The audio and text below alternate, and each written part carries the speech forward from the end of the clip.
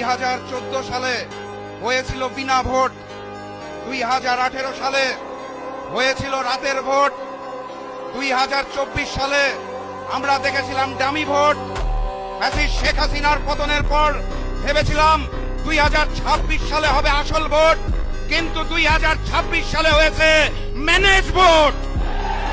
London থেকে ওই মুফতি সাহেব এসে জনগণের সমর্থন আদায় করতে না পেরে প্রশাসনকে ম্যানেজ করে, ডিপ স্টেটকে ম্যানেজ করে, কমিশনকে ম্যানেজ করে, সরকারকে ম্যানেজ করে ম্যানেজ ভোট আয়োজন করেছে।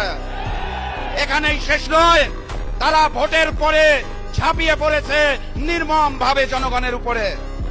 2018 সালে ধানের শীষে ভোট দেওয়ার জন্য যেভাবে করে গণধর্ষণ হয়েছিল, 2026 সালে এসে ধানের শীষে ভোট না দেওয়ার কারণে গণধর্ষণ আমরা দেখতে পেয়েছি। মুসলিম যখন জালিম হয়ে যায় তখন আল্লাহর আরশ কেঁপে ওঠে।